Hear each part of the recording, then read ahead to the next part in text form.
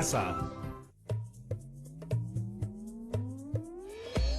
Bienvenidos chicos y chicas de primero de secundaria a la sesión del día de hoy, donde tocaremos los temas del curso de Ciencias Sociales. Y para ello, vamos a volver a viajar en nuestra máquina del tiempo. Esta vez para conocer de primera fuente una de las culturas más importantes del Perú prehispánico. ¿La cultura tosidín? No existe. ¿La cultura tosinaca? Tampoco existe. Oh, la cultura tosimú. Tocino, no inventes culturas que solo existen en tu porcina imaginación. Oh. Me refiero a aquella cultura que es considerada por muchos historiadores como el primer imperio del Perú. La cultura Wari. Ah, los Wari. Estuve cerca. Sí, claro. Quienes iban a estar muy cerca son nuestros amigos y amigas que nos siguen desde casa, ya que gracias al video que veremos el día de hoy podrán contar con muchísima información acerca de esta importante cultura. ¿Qué? ¿Hay videos sobre ellos? ¿Existían las grabaciones desde esa época? No, Tocino. Al no existir registros escritos ni mucho menos audiovisuales en esa época, la información con la que contamos proviene de estudiosos y estudiosas que la han investigado durante muchísimo tiempo. Estudiosas como arqueólogas o historiadores, entre muchos otros. Sí, al fin hablas con sentido. De hecho, el día de hoy conoceremos al arqueólogo peruano Luis Guillermo Lumbreras, quien considera que es muy probable que Wari haya sido un imperio, pero que aún hay mucho por investigar. ¿Tantos siglos y todavía no lo pueden definir? No es tan sencillo, Tocino. Hoy aprenderemos que los hechos históricos no son eventos aislados, sino que existen en un tiempo continuo y simultáneo. Por eso la tarea de historiadores y arqueólogos es tan importante. Como usted diga, humano. Ahora sí, lápiz y papel a la mano, por favor, y tomen nota de todo aquello que les llame la atención. Cultura Wari, ¡aquí vamos! ¡Agárrense bien! ¡No vaya a ser que se queden por otra época! Vamos a empezar el programa de hoy con una pregunta. ¿Cuántos imperios existieron en lo que hoy es el Perú? ¿Cómo que cuántos? Me van a decir ustedes. ¿Cómo que cuántos, Norma? Si solamente existió uno, el Tahuantinsuyo, el imperio de los incas. No. Eso no es así. Antes de los incas existió un poderoso imperio, el imperio Wari. Y hoy estamos en su capital, la antigua ciudad de Wari en Ayacucho, para contarles su historia. Soy Norma Martínez y esto sucede en el Perú. La cultura Wari tuvo su origen en la cultura Huarpa, ubicada en Ayacucho. Desde allí se extendió y forjó un vasto imperio que tuvo su apogeo entre los siglos 7 y 10 de nuestra era. La cultura Wari agrupó a las que habían sido tres culturas fundamentalmente. La Huarpa, como ya dijimos, que era la base, que recibió influencias externas de Nazca en la costa y Tiahuanaco en el altiplano. Wari, el gran imperio andino sudamericano previo a los incas, se caracterizó por una estructura de expansión, un diseño urbanístico y un poderoso ejército que sirvió de soporte al Estado imperial.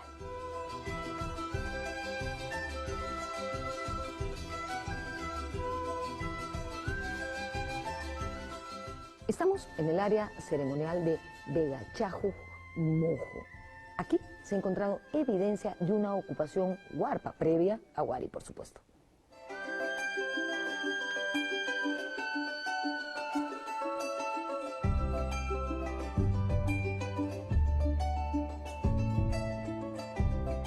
En el área ceremonial del sector de Vegachayoc Mojo de la ciudad de Wari existe evidencia de presencia huarpa.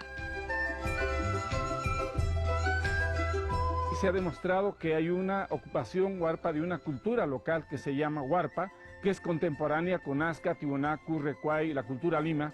Y acá en Ayacucho la característica fundamental de ellos es que desarrollaron la tecnología agropecuaria en gran escala. Son grandes constructores de canales, de terrazas, de reservorios, y son ellos probablemente los que empiezan la construcción para traer agua a esta ciudad desde un punto muy lejano que está ubicado a 16 kilómetros en el cerro que se conoce como Raswilk.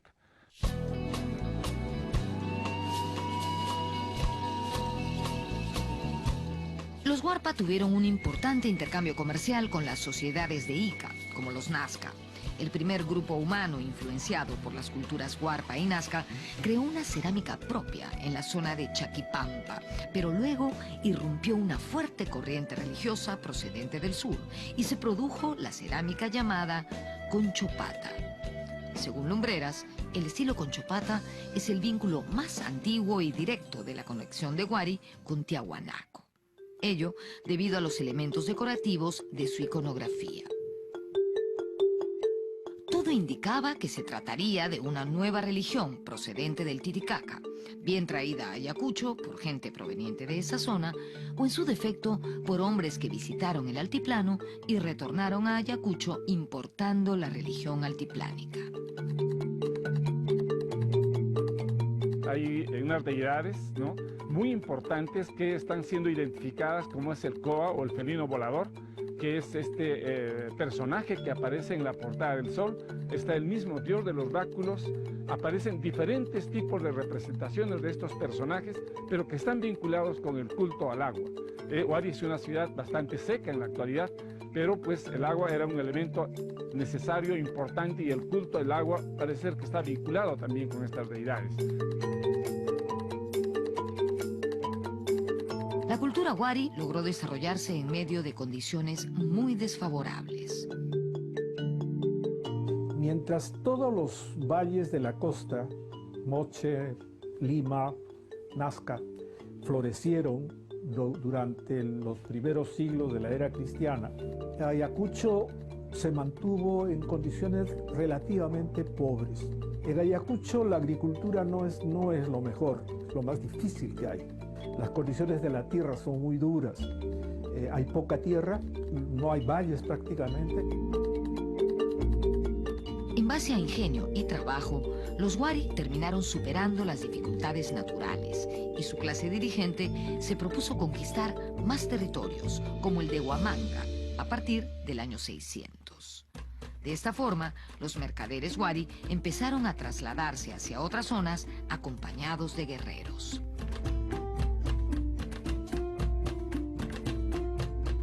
Los Huari pudiesen expandirse de diversa manera. Creo yo que con ejércitos apoyando a sus mercaderes, imponían sus productos y lograban obtener, porque frente a una crisis agraria me imagino que no era fácil intercambiar productos comestibles. Huari se convirtió en un imperio panandino, desde Cajamarca y Lambayeque por el norte hasta Cusco y Moquegua por el sur. Como ocurrió en Chavín, la religión y los sacerdotes fueron muy importantes para la consolidación del Estado Huari. Sin embargo, su dominio abarcó también otros órdenes, como el político, el económico y el militar.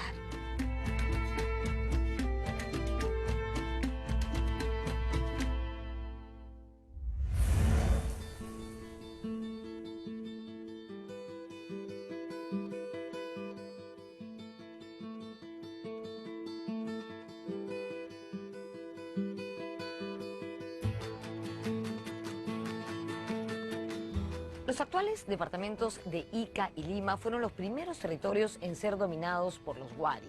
Durante el Horizonte Medio, ellos ocuparon el área de la cultura Lima y tomaron posesión de la Huaca Pugliana, donde yo estoy en este momento, para convertirla en un cementerio de sus clases dirigentes. Incluso modificaron la forma de los entierros. ¿Qué quiero decir con esto? Que a partir de los Huari, los entierros se hacen en fardos funerarios, con una suerte de máscara o falsa cabeza en la parte de arriba del fardo. Además, acompañaban a los entierros textiles, enseres de la vida cotidiana, restos de comida como ofrendas, seguramente, y objetos de carácter ritual. Aquí encontramos una tumba Huari en plena Huaca Pugliana.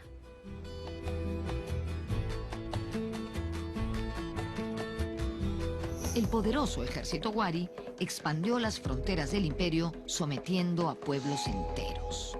Este poderío militar fue sostenido por una clase dirigente que buscaba obtener mayores excedentes.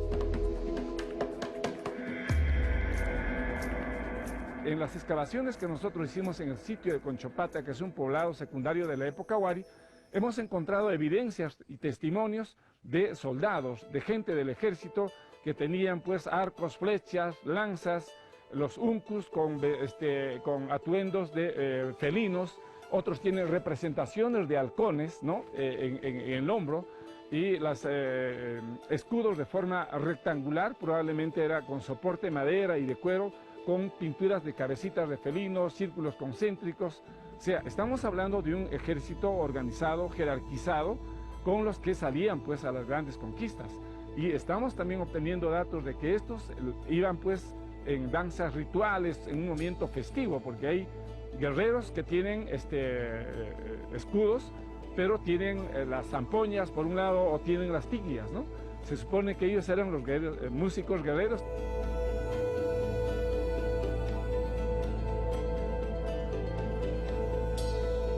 Se ha encontrado también en Huaca San Marcos mates con grabados de escenas de guerra. Se ven claramente escenas de guerra donde algunos personajes están peleando entre sí, incluso uno está sosteniendo una cabeza decapitada, ¿no? La capital del Imperio Wari es una muestra de la compleja planificación urbana alcanzada por esta civilización. Sus vestigios revelan también la estratificación social de sus habitantes.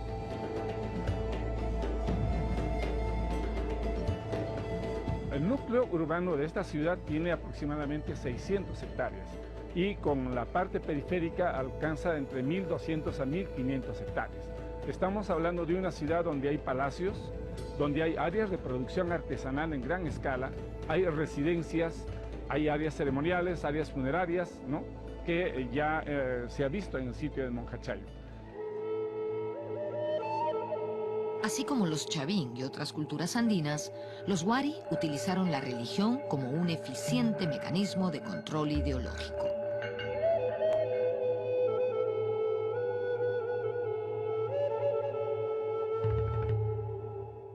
Se hacían rituales especiales porque hay un conjunto de pasadizos semisubterráneos por las cuales se accede a una de estas plataformas, ¿no? Yo imagino que el sacerdote que se cambiaba en un área especial venía por la parte subterránea y se aparecía de pronto ante la multitud que estaba acá, y sería impresionante eso, ¿no?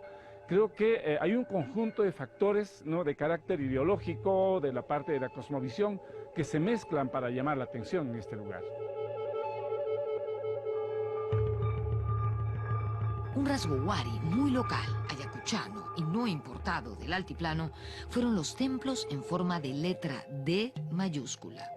Debido a la gran cantidad de estos templos y estructuras funerarias, los investigadores piensan que la ciudad de Wari no fue solamente un centro de producción artesanal, sino también un centro de peregrinación religiosa.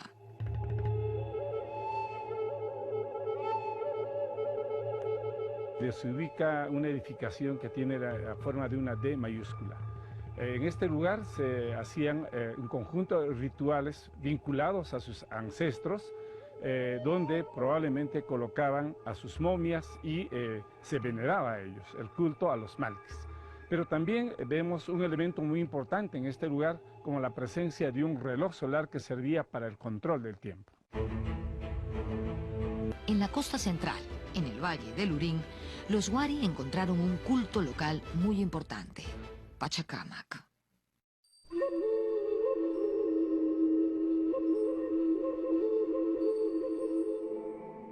En todo este sector la presencia de la cultura Wari es bastante importante. En primer lugar, hay que mencionar los entierros de élite propios de la cultura Wari que se recuperan del cementerio denominado Cementerio Ule. Se trata de fardos funerarios con finos textiles decorados, polícromos, y que tienen falsas cabezas de madera talladas que son típicas de esta cultura. Recientes investigaciones están revelando la presencia de la cultura Wari en áreas posiblemente domésticas en la zona denominada la Sala Central.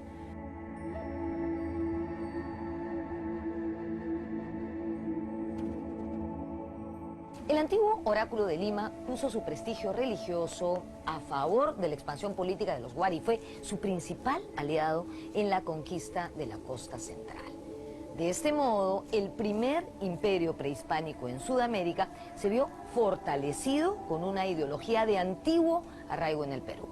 Durante el apogeo del Imperio Wari, esta zona se convirtió en centro de multitudinarias peregrinaciones que rendían culto al dios Pachacamac.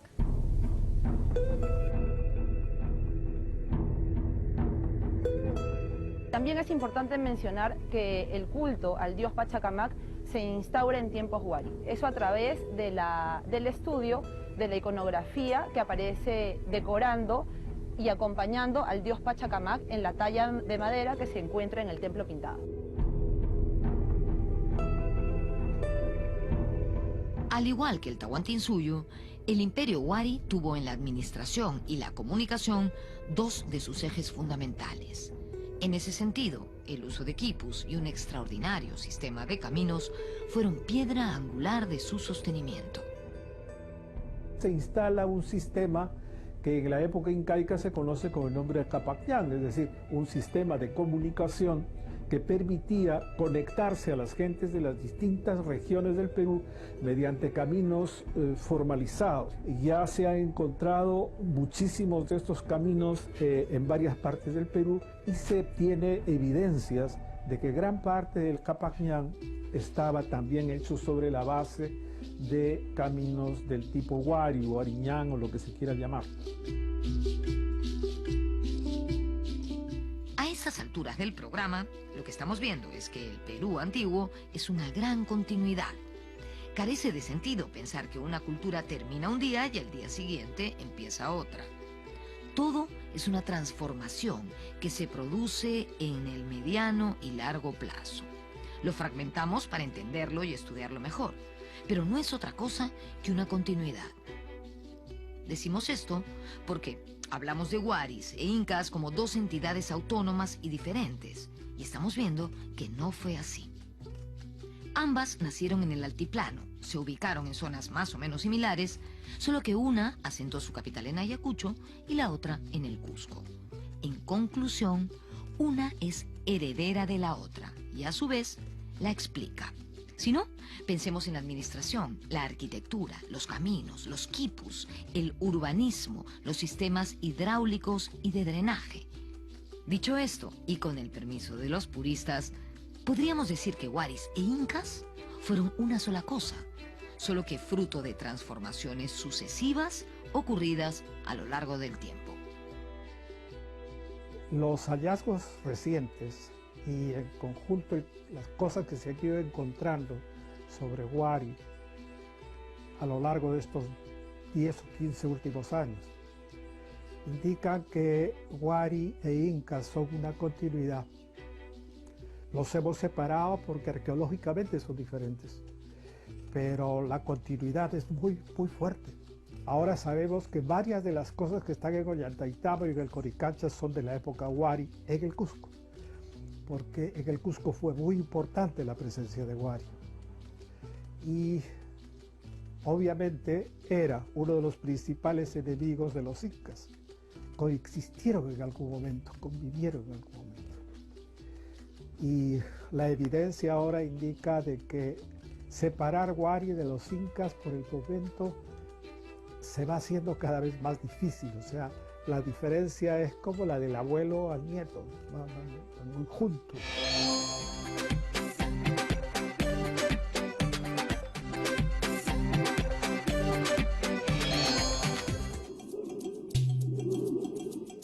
Dos de los más importantes centros administrativos, cabeza de región Wari, eran Piquillacta, en el Cusco, y Huiracochapampa, en Huamachuco, Sierra de la Libertad.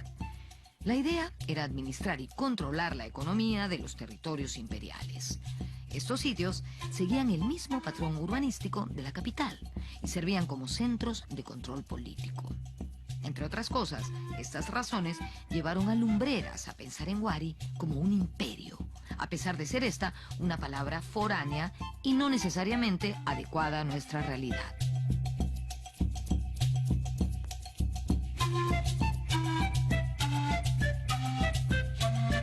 Mire, para mí fue en ese momento fundamentalmente la expansión de un tipo de cerámica y de la existencia de dos ciudades grandes iguales a Huari. Una en el Cusco que se llamaba Piquillacta y otra en Huamachuco que se llamaba Huiracocha-Pampa. Esas dos ciudades tenían las paredes iguales a las de Ayacucho y la cerámica igual a la de Ayacucho. Entonces me pareció que esos dos eran cosas que se habían expandido desde Ayacucho hacia los lados.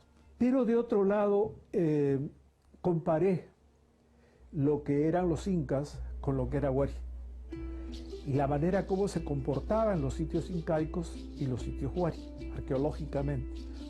De modo que me pareció que si los incas eran imperio, Huari era un imperio.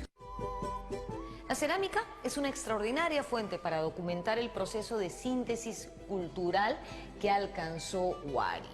Esta es la Sala Huari del Museo Nacional de Arqueología, Antropología e Historia. Y aquí encontramos este cántaro caragollete, modelado y pintado, que representa a un hombre con un uncu. ¿Se acuerdan lo que era el uncu?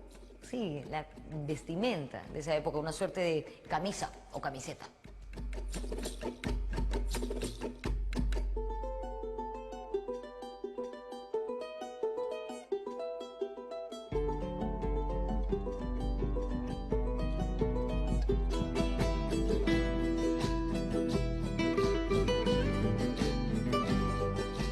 También encontramos aquí, en el Museo de Pueblo Libre, cerámica con decoración pictórica, donde podemos apreciar la representación del dios de los báculos.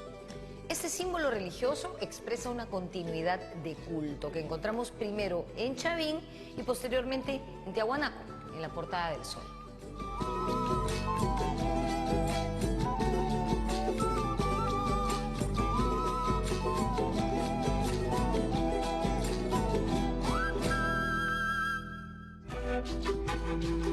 No se conocen con exactitud las causas de la caída Huari, pero esta se produjo alrededor del año 1000 de nuestra era.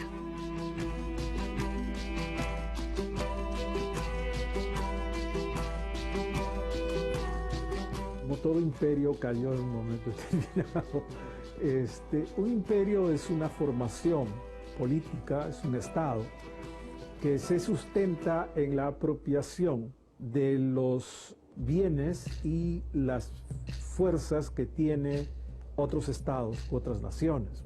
Entonces las incorporan a la fuerza y las someten mediante las obligaciones que deben dar tributos a estos señores centrales.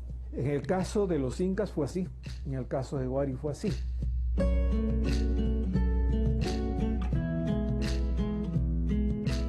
Es posible que la caída de Huari se produjera debido a levantamientos regionales y guerras continuas, provocadas por la crisis ante la falta de excedentes de producción. Lo cierto es que las ciudades importantes fueron abandonadas y las poblaciones se movilizaron masivamente. El ocaso de Huari significó para Ayacucho la llegada de tiempos de inestabilidad política y social.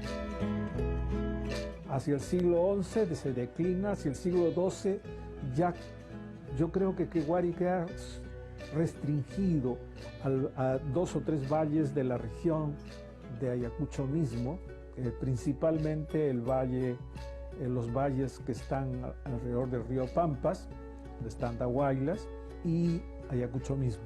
Eso declina totalmente con la liberación del Cusco, la liberación del norte.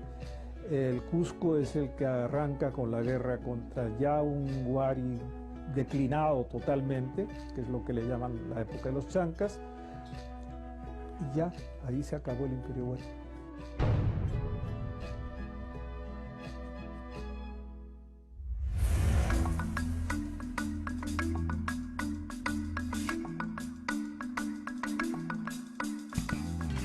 Para culminar este programa, no queremos dejar de mencionar los últimos grandes hallazgos de la cultura Huari que se han realizado en este siglo.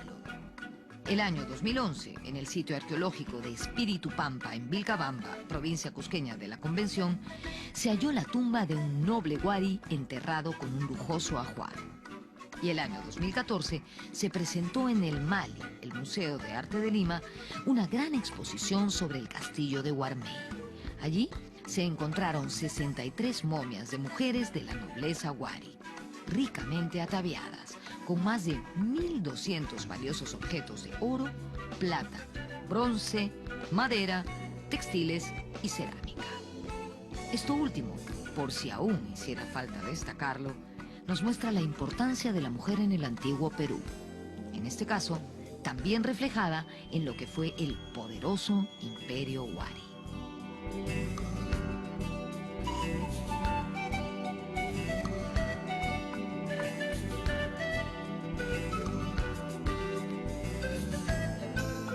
Para mí ha sido fascinante conocer la historia del Imperio Wari, por su desarrollo urbanístico, por su capacidad para sobreponerse a una geografía difícil, que es una característica del hombre andino del antiguo Perú, y también por erigirse como un imperio que luego sirvió de modelo para el Tahuantinsuyo. He aprendido también en este programa que la historia es un flujo continuo, que a veces se separa por etapas, por periodos, para comprenderla mejor, pero en realidad es siempre una continuidad. Nos vemos en la próxima. Y chicos, ¿qué les pareció este viaje en el tiempo? Sí que los Wari fueron grandes. Se expandieron por gran parte del Perú. Así es, lograron tener una gran presencia política, social y cultural por varias regiones, tal como la evidencia lo demuestra. Me pareció muy interesante ver que en el tiempo de los Wari había también otras culturas y sociedades que existían en simultáneo, es decir, en el mismo tiempo. Y ahí nomás aparecieron los incas y se convirtieron en el imperio dominante del antiguo Perú. Como hemos visto, ambas culturas tienen muchísima relación, porque todo en la cultura de la humanidad influye. Por eso, las culturas del antiguo Perú están todas conectadas, no estamos hablando de sucesos aislados. Entonces, ¿podría decirse que los Wari han influido hasta el día de hoy? Todo nuestro pasado y toda nuestra historia influye en lo que somos como país el día de hoy. ¡Wow! Eso suena muy importante. Lo es. Y por eso el día de hoy les plantearé el siguiente reto. Van a realizar un texto en el cual expliquen la importancia de la cultura Wari. No olviden utilizar ejemplos de simultaneidad entre los Wari y otras culturas, así como ejemplos de continuidad entre los Wari y los incas. Y ya saben, todo bien registrado en el portafolio. Así es. Hasta la próxima, herederos Wari.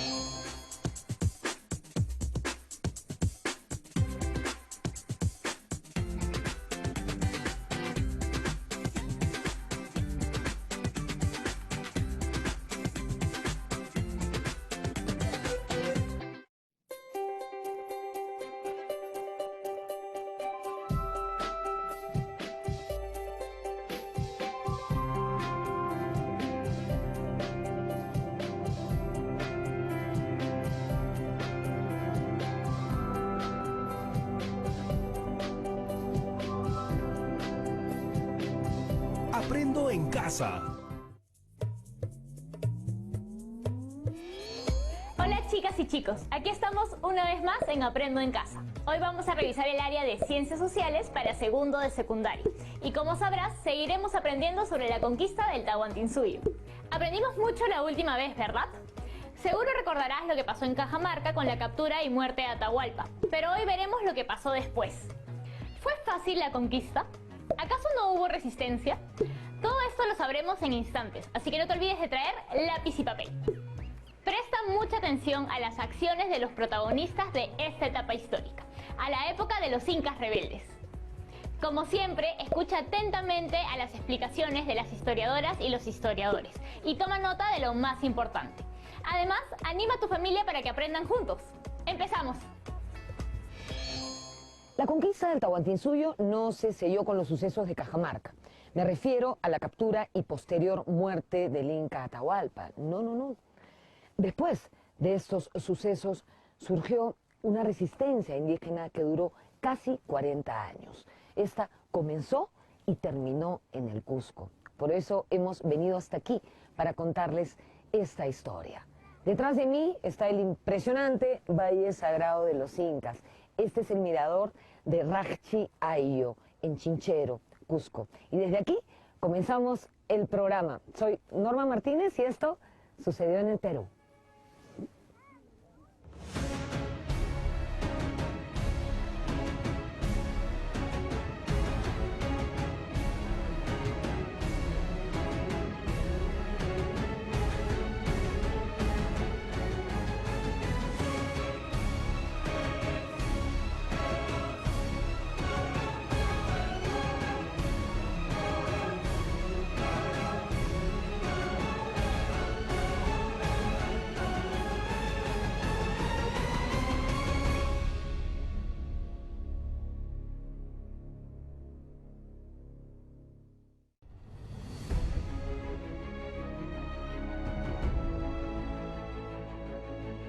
La captura de Atahualpa en Cajamarca en noviembre de 1532 tuvo un significado diferente para vencedores y vencidos.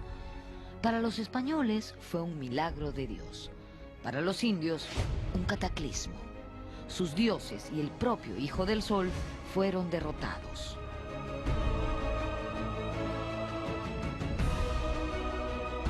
Como ya dijimos en el programa anterior, la conquista se hizo posible gracias a que los españoles se aliaron con las etnias enemigas de los incas, entre ellas los cañaris.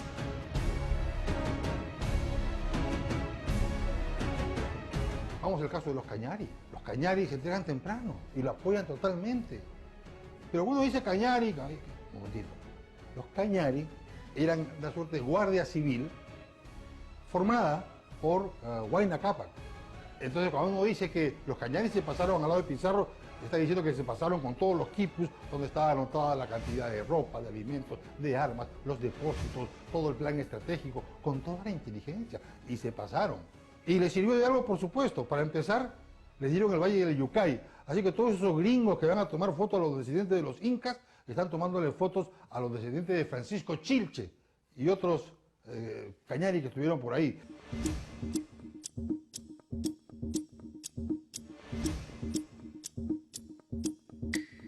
Como todos sabemos, Atahualpa le ofreció a Pizarro un cuarto lleno de oro y 2 de plata a cambio de su libertad. Temía el Inca que los españoles establecieran una alianza con Huáscar. Pizarro de inmediato aceptó el ofrecimiento.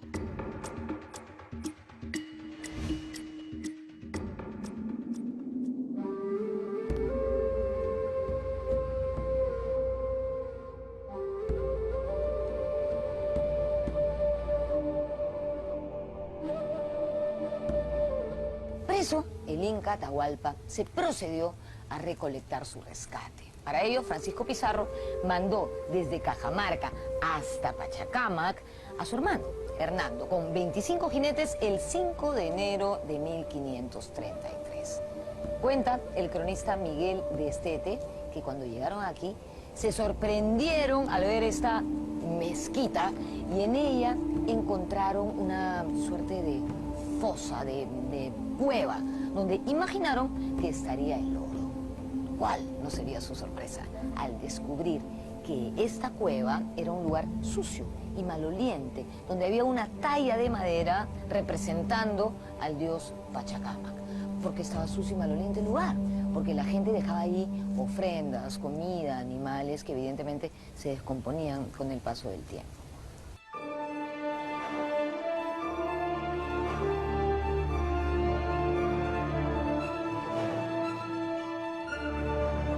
Imaginen la furia que sintió Hernando Pizarro al ver esta situación. Acusó a los indios de adorar imágenes demoníacas y mandó a quemar el ídolo.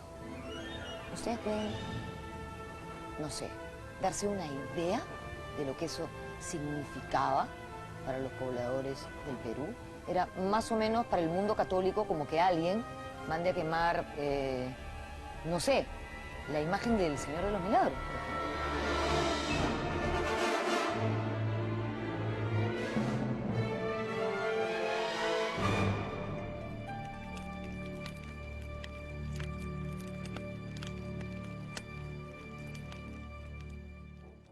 Sí, señor. 1532, Cajamarca. Atahualpa, Pizarro. Atahualpa está preso, cenan cada noche juntos, ya se pusieron de acuerdo para el rescate y entonces, como he anticipado, Atahualpa lo manda a traer al sacerdote Pachacamac con Hernando Martínez y Lucas Martínez, por quien sé todo esto, y lo trata muy mal, lo pone cadenas y le ordena que vaya a traer todo el oro de Pachacamac inmediatamente. Y el otro pues va ahí todo afligido a cumplir, como de hecho ocurrió. Ya en la cena, Pizarro le dice a Atahualpa, por intermedio de Martínez, el intérprete, si Pachacamac es tan poderoso, ¿no temes que te castigue? ¿Por qué me voy a castigar? Por haber maltratado al sacerdote y agarrar el oro. Ah, ya. Mira, le dice el Inca, cuando mi padre Huayna Cápac enfermó, nosotros mandamos preguntar a Pachacamac y nos dijeron, sáquenlo a la intemperie. Lo hicimos y murió. Cuando mi hermano Huáscar y yo estuvimos en guerra, esos sonsos del Cusco Viejo mandaron preguntar y le dijeron pues, que Huáscar era el Inca. El Inca soy yo le gané. Y cuando tú apareciste por acá, yo mismo mandé preguntar si habría guerra entre nosotros. Pachacamac me dijo que tú serías mi prisionero. Y mira, el preso soy yo.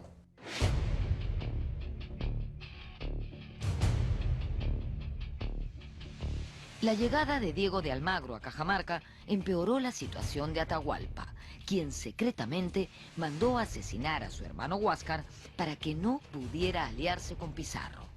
Se formaron dos bandos entre los españoles, los que estaban a favor del destierro del Inca y los que pedían su ejecución. Tras muchas vacilaciones, la corte marcial convocada por Pizarro condenó a muerte a Atahualpa, acusándolo de traición por preparar una supuesta rebelión contra los españoles. También se le acusó de incesto, de idolatría y de matar a su hermano y a los parientes de este. El Inca se bautizó y murió bajo la pena del garrote. Corría el mes de julio de 1533. Al parecer, el rescate de Atahualpa consistió en más de 6.000 kilos de oro y cerca de 12.000 de plata. Al rey le correspondió la quinta parte, el llamado quinto real. Cada grupo recibía el botín de acuerdo a su aporte. En el caso de la corona, el botín lo recibía a través de los impuestos del quinto real y de alcabalas, etc. La compañía de conquista recibía también una buena parte del botín ya estipulado en los acuerdos con la corona. Y luego venía lo que recibía cada uno de los conquistadores. Y cada uno de ellos recibía algo en función a sus aportes. También recibían en función a las acciones bélicas en las que habían estado. Por ejemplo, en Cajamarca se obtuvo un gran botín que se cerró en esa fase. El que estuvo en Cajamarca recibió parte del botín de Cajamarca. El que no estuvo allí no lo recibió. Lo mismo se dio al entrar a la ciudad del Cusco.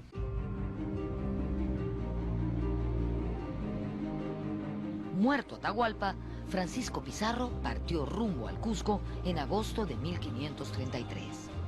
El marqués gobernador buscó un inca títere entre las panacas vinculadas a Huáscar. El elegido fue Túpac Hualpa, quien moriría envenenado cuando la expedición llegó a Jauja.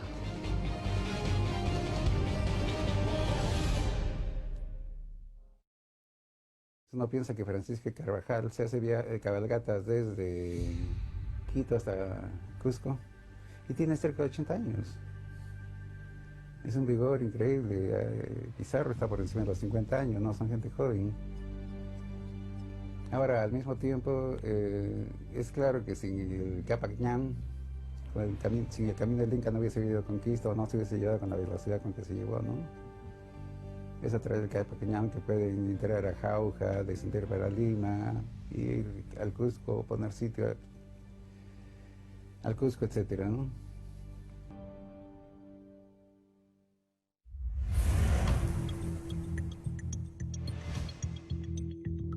La conquista fue justificada bajo argumentos racistas, como la superioridad biológica del europeo sobre el indígena.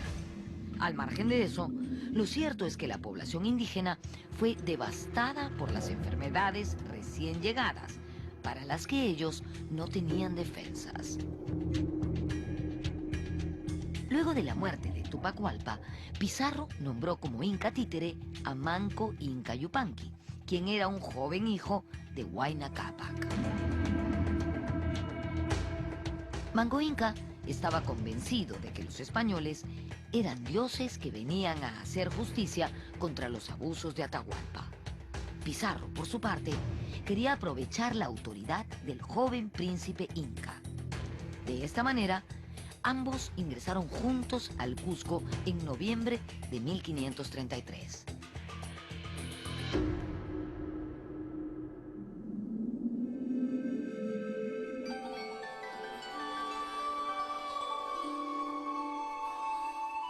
El Cusco era una ciudad de una belleza incomparable. El cronista español Sancho de la Hoz escribió: «La ciudad del Cusco es tan grande y hermosa que sería digna de verse en España, toda llena de palacios de señores, porque en ella no vive gente pobre».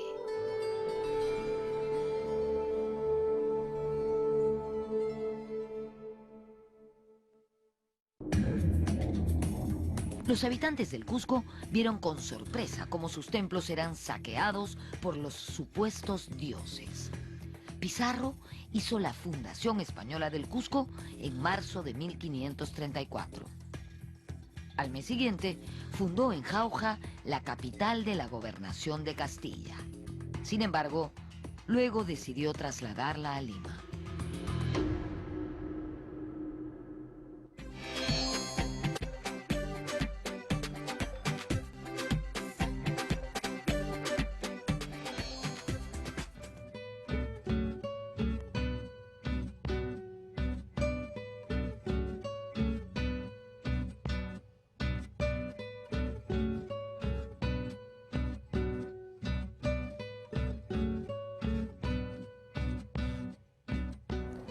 En las expediciones españolas casi no había mujeres. Por eso, los conquistadores entablaron relaciones sexuales con mujeres andinas, muchas veces de forma violenta. Fruto de esas relaciones nacerían los mestizos. Mestizos nacieron de la soldadesca y también de la plana mayor. Por ejemplo, Francisco Pizarro se casó con una princesa inca y tuvo 3 hijos. En esta casa de la esquina vivió un célebre mestizo, pero esa historia se las voy a contar dentro.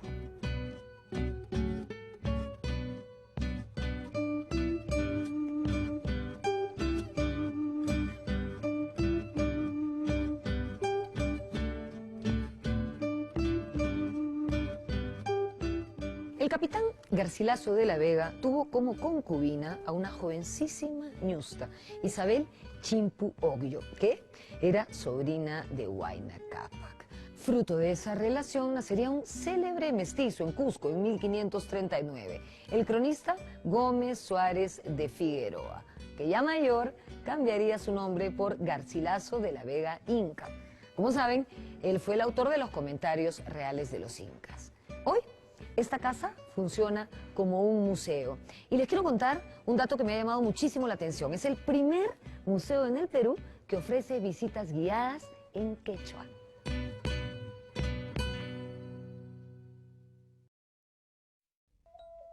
Siguiendo con Manco Inca, no pasó mucho tiempo para que se desengañe. Descubrió que los conquistadores no eran dioses, sino mortales que enloquecían por el oro y la plata. Y él mismo fue víctima de esa ambición desmedida. Sin respetar su condición de gobernante, lo encarcelaron y cometieron toda clase de abusos contra él y su esposa. Cansado de las humillaciones e interpretando el sentir de sus súbditos, Manco Inca decidió iniciar la rebelión. Con el pretexto de traer estatuas de oro macizo que estaban en Lares, obtuvo un permiso de Hernando Pizarro, quien era el teniente gobernador del Cusco. Parece mentira que Hernando cayera en la trampa, pero así ocurrió. De esa manera, Manco Inca pudo escapar de la ciudad e iniciar el levantamiento.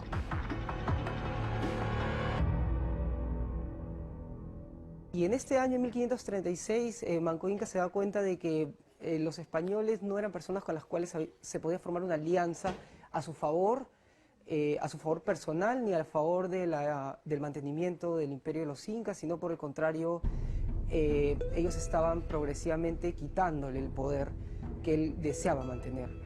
Y es en ese momento que inicia una rebelión. En esta primera ofensiva, Manco Inca actuó en conjunto con el sumo sacerdote, el Vilac Humu, y dispuso ataques simultáneos al Cusco y Lima.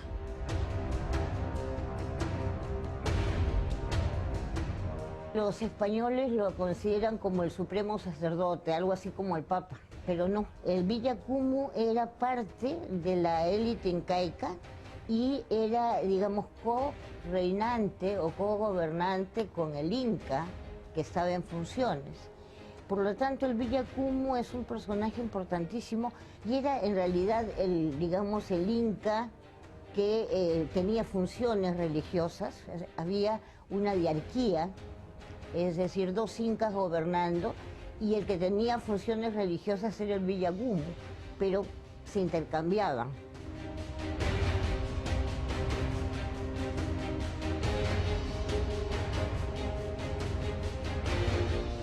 Entre abril y marzo de 1536, el Cusco amaneció cercado por miles de guerreros incas. Además, para neutralizar a los caballos, Manco hizo inundar los alrededores de la ciudad. Hernando Pizarro preparó la defensa con su escasa fuerza reforzada por decenas de miles de chachapoyas, tarmas, chancas, huancas y yauyos, etnias enemigas de los incas.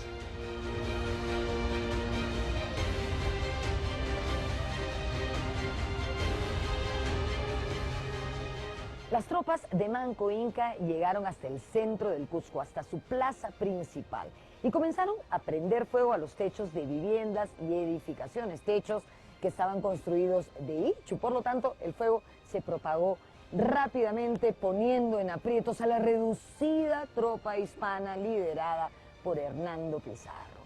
Fue tal el caos, la desesperación, el pánico, que los españoles contaron que el mismísimo apóstol Santiago bajó espada en mano para ultimar rebeldes y que la Virgen María en persona comenzó a apagar los techos y a arrojar cenizas sobre los soldados de Manco Inca.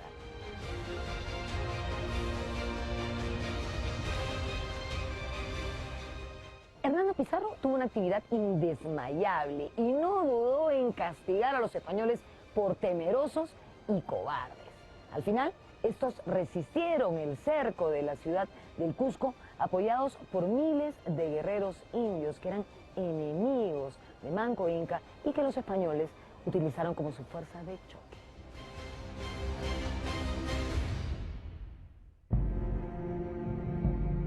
A mediados de mayo de 1536 y tras duros enfrentamientos, los españoles y sus aliados se apoderaron de Sacsayhuamán.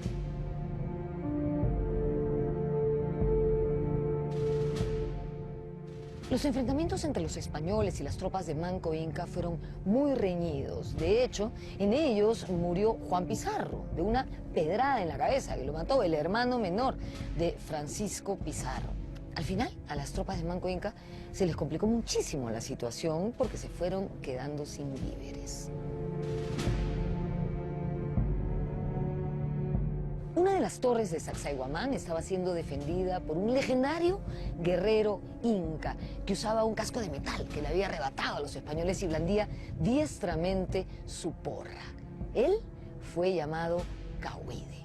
Este valiente orejón cusqueño pasó a la posteridad porque cuando los españoles estaban decididos a tomar la torre en la que él se encontraba, él decidió no rendirse y se suicidó. Lanzó su porra al aire, se envolvió en su manto y se arrojó desde estas alturas. Un momento épico en la resistencia inca.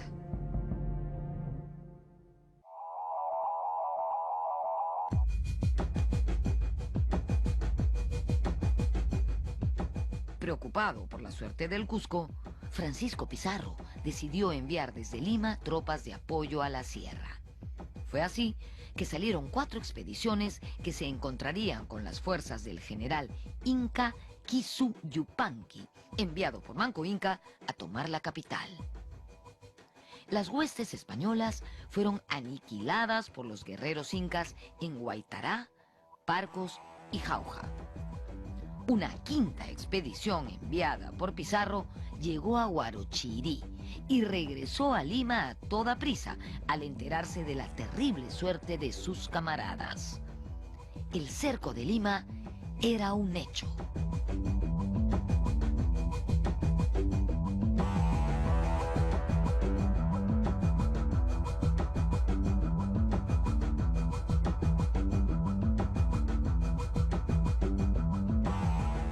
Manco Inca dispuso que su bravo general Titu Yupanqui, también conocido como Kisu Yupanqui, comandase el cerco de la ciudad de Lima. Yupanqui estableció su cuartel general en las faldas del Cerro San Cristóbal y colocó a sus tropas en distintos puntos del valle, todos cercanos al río. De esta manera emprendió el cerco de la entonces pequeña ciudad, mientras él, desde la cima del cerro, lo observaba todo.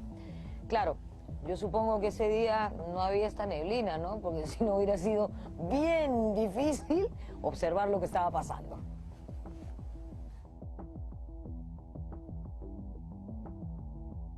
Corría el mes de agosto de 1536 y Lima estaba amenazada por cerca de 25.000 guerreros incas, distribuidos en 3 grandes grupos. Se produjeron varias escaramuzas y los españoles no consiguieron romper el cerco. Pizarro entonces preparó a su ejército para la batalla final.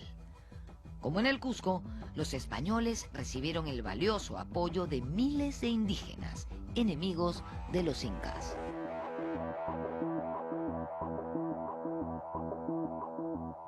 Los eventos finales se dan justamente cuando los españoles llegan a tomar el Cerro San Cristóbal, donde estaban, si se quiere, replegados los representantes del dominio incaico, porque no hay que olvidar que en el cerco de Lima actuaron incas, grupos étnicos de la región que apoyaban a los incas, pero también al lado de los españoles estaban los huancas, que apoyaron más bien a los españoles por una razón básica, que era el parentesco de Pizarro con una importante mujer de la élite de los huancas.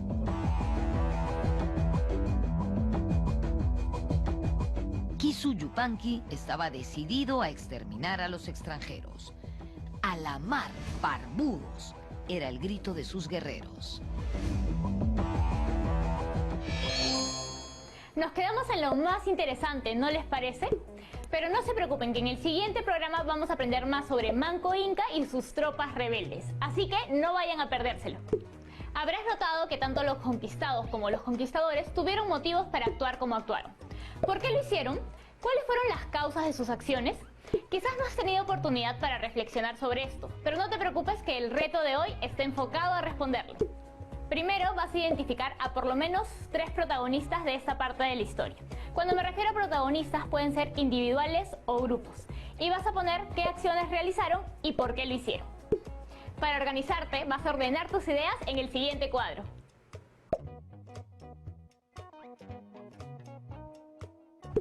No te olvides de guardar este reto en tu portafolio, porque te va a servir para el reto de la próxima semana.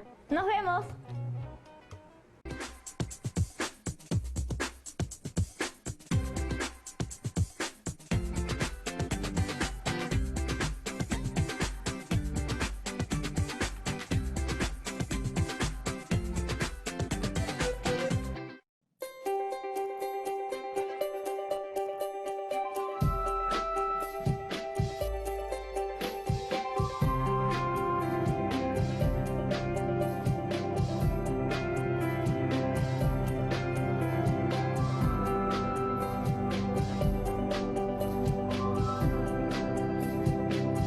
Aprendo en casa. Hola chicas y chicos de tercero de secundaria. Mi nombre es Jonathan Hernández y esto es Aprendo en Casa. El día de hoy exploraremos el área de ciencias sociales y para hacerlo vamos a empezar el programa con un jueguito. ¿Qué les parece? ¿Alguna vez han jugado Simón dice? Es muy fácil, ustedes solo deberán hacer lo que Simón les dice y Simón en ese caso seré yo. A ver, empecemos. Simón dice que todos traigan su lápiz y papel para tomar nota. ¿Ya ven qué fácil es? Pero es un problema tener tanto poder porque se te puede subir a la cabeza. Ahora, Simón dice que todos deben trabajar 7 días a la semana, sin descanso. Simón dice que todos deberán pagarle 4 tipos de impuestos. ¡Asu! Parece que este jueguito no es tan divertido como parecía, ¿cierto? Bueno, les cuento que entre los siglos XVI y XVIII en Europa existía el sistema absolutista, donde el poder estaba concentrado en una sola persona, o sea, en el rey, y las cosas eran algo así como en el juego de Simón dice. Bueno, los sistemas de gobierno que conocemos han sido adaptaciones y producto de la evolución de modelos europeos de entre los siglos XVI y XVIII. Hoy, nuestro país se rige por un sistema republicano, donde el poder está dividido en 3, poder ejecutivo, poder legislativo y poder judicial, y nuestra forma de gobierno es democrática. En la actividad de hoy evaluarás algunos puntos de vista sobre el impacto que trajo consigo el sistema absolutista en Europa, entre los siglos XVI al XVIII, y luego reflexionaremos sobre qué tan eficaz ha sido el sistema republicano para resolver los asuntos públicos de nuestro país. Y para entenderlo mejor, tengo un video preparado para ustedes. Vamos a verlo. Hoy vamos a hablar de uno de los periodos más importantes de la historia. No, señor editor, ese periodo es muy prehistórico para nuestro tema de hoy. Avancemos más, por favor. No, todavía falta más. Ahora sí, hoy vamos a hablar del antiguo régimen. Y ya sabes qué significa hablar de esto, ¿verdad? Bueno, siempre que te hablen del antiguo régimen, escucharás sobre reyes muy, pero muy regios, palacios enormes y tremendos tonazos y banquetes. Pero espera, no todo fue tan fácil, porque también escucharás sobre guerras y gente muy molesta porque su situación económica era malísima. Mejor definamos al antiguo régimen. Esto se define como un conjunto de aspectos sociales, políticos y económicos que caracterizaron Europa entre el siglo XVI y XVII. Comencemos hablando del aspecto social. Para hablar de ese aspecto, desigualdad sería la palabra clave para definir a la sociedad de aquel entonces. Y te voy a explicar por qué. La sociedad se dividía en 3 sectores: la nobleza, el clero y el pueblo. Los 3 juntos formaban una pirámide social que siempre vas a ver en tu libro de historia. Resulta que la nobleza y el clero pertenecían a un grupo conocido como los privilegiados, porque tenían la alcancía bien gorda, títulos y propiedades, mientras que los del pueblo eran conocidos como los no privilegiados, porque en su mayoría a las justas les alcanzaba para comprarse una botella de agua. Pero hay mucho más que saber de estos sectores, porque hasta dentro de ellos había diferencias. La nobleza, por ejemplo, era la gente de alta sociedad, con mucho dinero y títulos nobiliarios, que por cierto eran documentos donde el rey les había escrito que tenían derechos y privilegios. Y aunque no lo creas, habían 2 tipos de nobleza: la alta nobleza y la baja nobleza. Veamos ahora qué hay sobre el clero. Ellos eran personas dedicadas al servicio de la iglesia, y también muchos de ellos eran cercanos al rey. Profe, ¿qué puede decirnos sobre ellos? Es el nombre que se le da a las personas dedicadas al servicio divino y son las encargadas de realizar rituales religiosos, así como la enseñanza o predicación y también la administración de los sacramentos. En los países católicos eran personas con un gran poder económico, pero no todos estaban al mismo nivel. Por eso, al igual que la nobleza, habían ciertas categorías dentro de las cuales estaban, por ejemplo, los sacerdotes, cardenales y diáconos. El clero tenía gran influencia sobre el pueblo. Se podría decir que su palabra era ley. Si ellos decían que el monstruo del lago Ness existía, entonces el pueblo le creía. Bueno, no tanto así, pero sí eran muy respetados. Tienes que saber que en el clero también había una división. El alto clero, conformado por cardenales, arzobispos, obispos y otros altos mandos de la iglesia con comodidades. Y también el bajo clero, conformado por párrocos, curas y frailes que vivían de forma modesta e incluso algunos eran muy pobres. Es importante que sepas también que dentro del sector no privilegiado, aparte de considerar al pueblo, se le considera también a los burgueses. Algunos eran los que controlaban la economía de las ciudades. En algunos casos podían ser profesionales, banqueros o prósperos empresarios, u otros pequeños comerciantes o artesanos. Nos falta hablar del pueblo. ¿En dónde crees que trabaja la gente del pueblo? ¿Tal vez en la empresa de Mark Zuckerberg? Imposible, porque en esa época no había ni computadoras, menos entonces iba a existir Facebook. La gente del pueblo trabajaba principalmente en la agricultura y la ganadería, pero eran bien piñas, porque justo en esta época habían epidemias, guerras y otros factores más que, aparte de entorpecer sus trabajos, creaban épocas de hambruna. Como verás, para ellos las cosas no eran tan bonitas que digamos. Claro, ellos, aparte de no ver mucho dinero, de trabajar lunes, martes, miércoles, jueves, viernes, sábado y domingo, encima tenían que pagar impuestos. ¿Crees que eso fue todo? Pues créeme que no, porque encima recibían abusos de las autoridades. Recuerda que el antiguo régimen se caracterizaba porque el rey tenía el poder de todo. Le seguía la nobleza, que eran personas que tenían poder político y económico, luego el clero y finalmente el pueblo. ¿Te imaginas cómo habrá sido la vida en esas épocas? ¿Cómo eran sus ropas? ¿Cómo se divertían? Sin luz, sin internet, sin WhatsApp. Ay, vaya diferencia, ¿verdad? Mejor continuemos con el tema porque aún nos quedan dos aspectos muy importantes, político y económico. Ahora hablemos del aspecto económico. La desigualdad social era consecuencia de la mala administración del dinero. Claro, por un lado, el rey se daba la gran vida en su enorme palacio con sus lujos, comodidades, preocupado siempre de verse elegante y de estar rodeado de sirvientes que le obedecieran en absolutamente todo. Hasta la vida de los privilegiados, como la nobleza y el clero, era chévere, porque de todas formas siempre contaban con ciertos beneficios como lujos y los famosos títulos nobiliarios.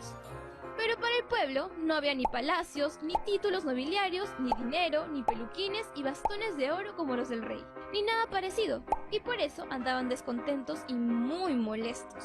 Qué injusto, ¿verdad? Además, el pago de impuestos era otro problema, porque los privilegiados, encima de tener comodidades, no le daban ni las gracias a nadie. En cambio, el pueblo tenía que aportar 4 tipos de impuestos que eran los siguientes: los impuestos reales, municipales, feudales y eclesiásticos. Además, los que se llevaban la chamba dura eran ellos, porque su trabajo de agricultura y ganadería fue la base principal de la economía.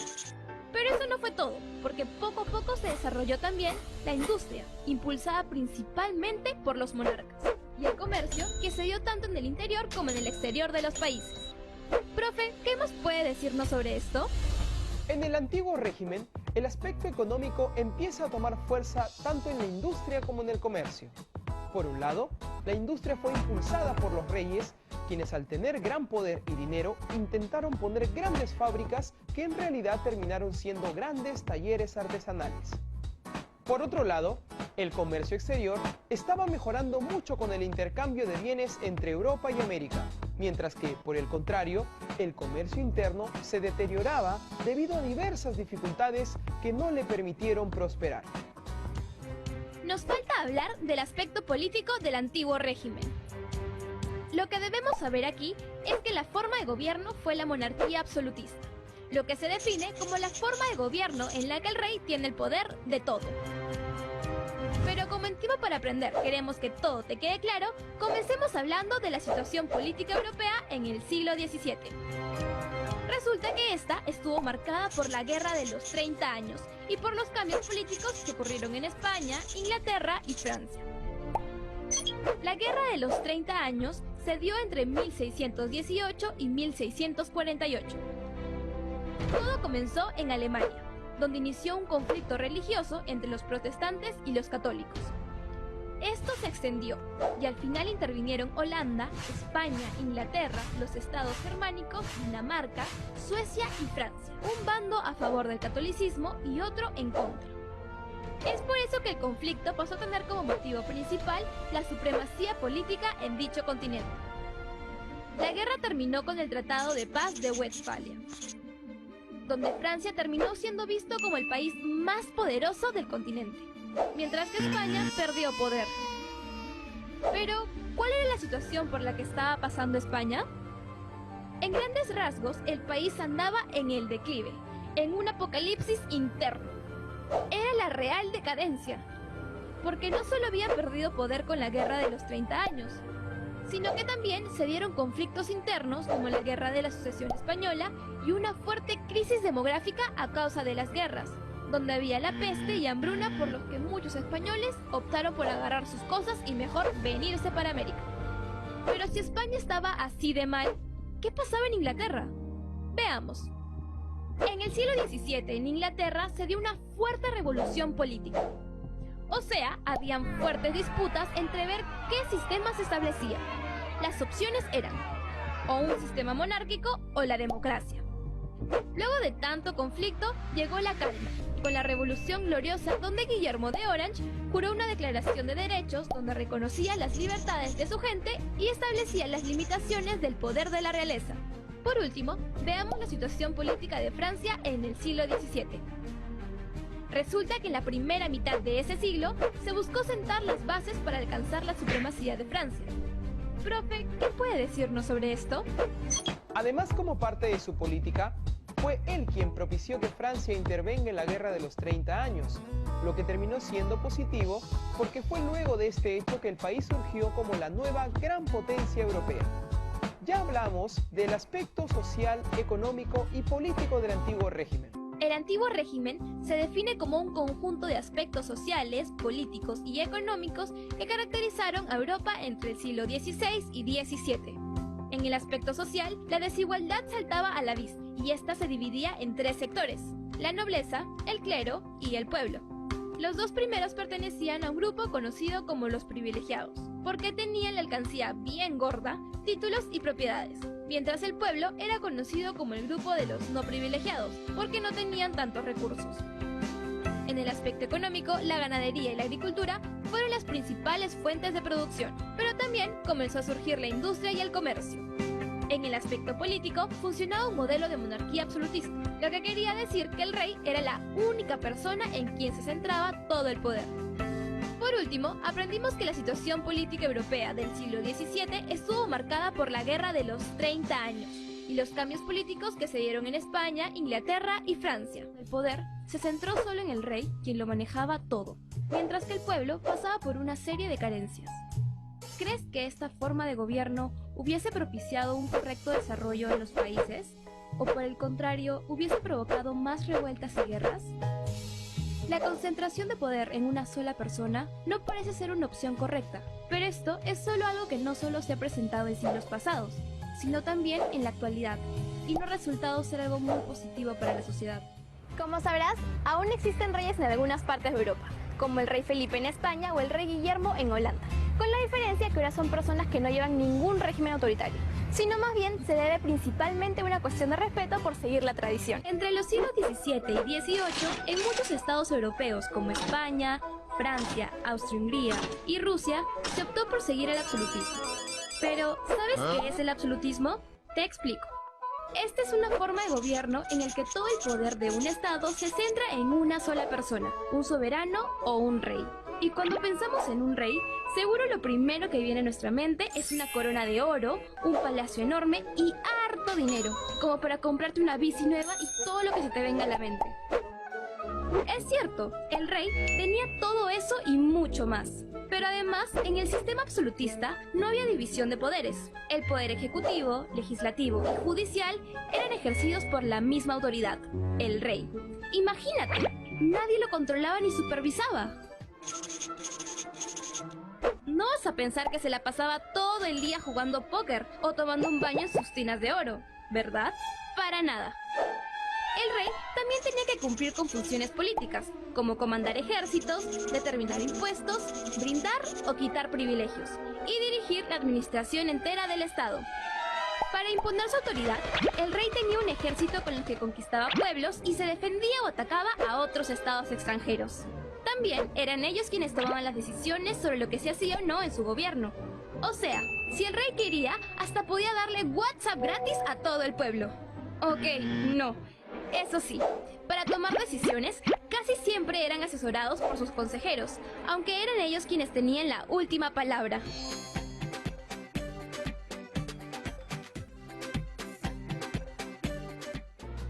Las decisiones de gobierno las tomaba siempre el monarca, pero tomando en cuenta la postura o asesoría de sus consejeros o gente experimentada que lo aconsejaba para que tome las mejores decisiones para su pueblo. Y aunque no lo creas, en el sistema absolutista incluso algunos soberanos preferían encargarle sus decisiones a un primer ministro, quien era una persona de su entera confianza, además de ser una persona con experiencia. Vamos a hablar ahora sobre una de las funciones preferidas por el rey. ¿De armar tremendos tonazos y buffets en el palacio? No, ya sabemos que eso también hacían, pero me refería en realidad a la cobranza de impuestos, ya que esto les servía para poder financiar la burocracia, la corte y el ejército. Ah, y de paso, darse la gran vida. Pero un momento, ¿quién crees que le otorgaba tremendo poder al rey? ¿Un extraterrestre tal vez? Imposible. Esto era porque se decía que el rey había recibido un nombramiento por parte de Dios. Es por esto que no era necesario que ganaran un Oscar para que la gente los alucinara como lo máximo, porque tenían el respaldo de los religiosos, filósofos y juristas de la época. Y fueron precisamente ellos quienes plantearon fundamentos teóricos del absolutismo. Hay especialmente dos de ellas que son las más conocidas, las de Jacques Bossuet y Thomas Hobbes. Comencemos hablando de la teoría de Jacques Bossuet, el obispo francés más representativo del absolutismo. Su teoría sobre el absolutismo estuvo orientada a defender la soberanía real, o sea, el poder absoluto y pleno del rey. Es más, hasta escribió una serie de principios que la defendían. ¿Quieres saber cómo pensaba? Presta atención. Para él, la monarquía tenía las siguientes características fundamentales. Ser sagrada, ya que el poder tenía origen divino, o sea, era otorgado por Dios. También fundamentaba que la monarquía era absoluta, porque como el poder proviene de Dios, los hombres no podían ponerle límites. El paternalismo era otra característica, debido a que el rey siempre debía buscar lo mejor para sus súbditos, y por lo tanto tenía que ser visto como un padre.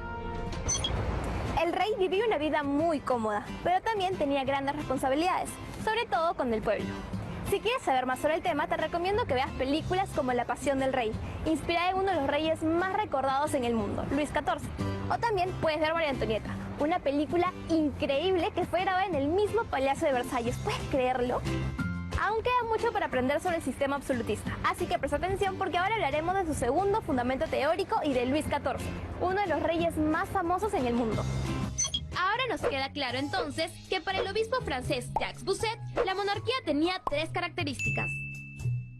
Era una entidad sagrada, era absoluta y era paternalista. Pero ahora veamos la segunda propuesta teórica del absolutismo. Por otro lado, también estaba la teoría de ese señor. ¿Lo reconoces? Es Thomas Hobbes. Este filósofo ha sido conocido por haber escrito el famoso libro Leviatán, obra que se entiende como una justificación del Estado absoluto. Una frase suya muy famosa es: el hombre es el lobo del hombre. Bueno, si no te quedó claro, esta frase quiere decir que el propio ser humano muchas veces puede ser el peor enemigo de otro ser humano. Lo que creía Hobbes con respecto al absolutismo es que este era el único sistema político capaz de crear una paz social y convivencia con todos. Pero dejando de lado las teorías, ¿te has percatado de la vestimenta tan particular que utilizaba la clase alta de la época, y en especial el rey? La clase alta usaba telas finísimas, pero en vestimenta al rey nadie le ganaba, porque aparte de usar su corona y cetro como símbolo de mando, tenía una espada que lo representaba como el ser de máxima justicia y un manto real. Pero eso no era todo, porque también se ponían peluquines y tacones para aumentar su altura y elegancia. Definitivamente todos unos divos. Pero quiero preguntarte algo. ¿Sabes con quién comenzó todo ese sistema absolutista? ¿Quién fue el rey que sentó las bases? No. No piensen que fue el rey de la selva, porque estamos hablando de Luis XIV, el rey Sol, que fue quien sentó las bases del absolutismo y también al que posiblemente le quitaron su osito de peluche para darle su bastón real. Porque fue nombrado rey cuando tenía tan solo 5 años de edad. ¿Te imaginas gobernar un país a esa edad? Te apuesto que a los 5 años tú solo pensabas en tus juguetes. Profe, ¿qué más puede contarnos de Luis XIV? Obviamente, Luis XIV, siendo un niño tan pequeño, no podía gobernar. Así que su madre, Ana de Austria, autoriza al primer ministro Julio Mazarino para que gobierne. Y recién cuando Mazarino muere, Luis XIV sorprende a la corte con su decisión de ejercer personalmente en el gobierno cuando tenía 22 años de edad. Por cierto, a Luis XIV se le conoció como el Rey Sol, porque su reinado trajo prosperidad y paz a Francia, y además la convirtió en una gran potencia mundial. El rey más popular de la farándula europea, Luis XIV, no tenía el cetro, la corona y bueno, tampoco sus lindos tacos de adorno. No, él, como buen rey absoluto, aplicó políticas en el ámbito económico, administrativo y en la política internacional. Con respecto al ámbito económico, impulsó una política orientada al mercantilismo, un sistema en el que todo es comercio y exportación. Y en el que también se buscan obtener metales preciosos. Así es, pero ahora veamos qué política se aplicó en la administración. Luis, como buen absolutista, centralizó todo por completo y la nobleza se convirtió en cortesana. O sea, estaba atrás del rey para complacerlo en todo. ¡Qué suertudo! El dinero lo administro yo, los palacios los administro yo, los ejércitos yo también. Mi página de Facebook, no, verdad que esa época no tenía.